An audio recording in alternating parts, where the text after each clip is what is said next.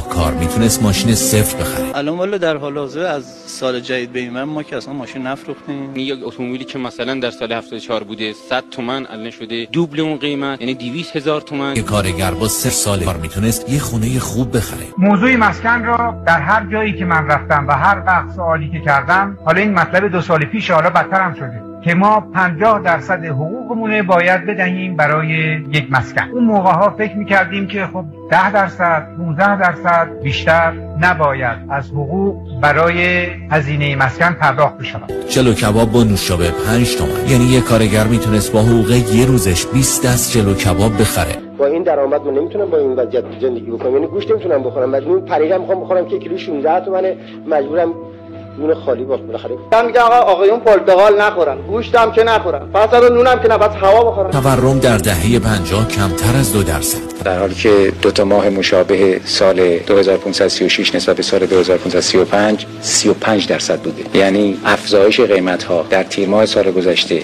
نسبت به تیر ماه سال قبلش 35% بوده. تلویزیون رنگی 400 تومن، گوش بود کیلویی 8 تومن. مراجعه کردم اینجا گفتم گوشت کیلو 18 تومن.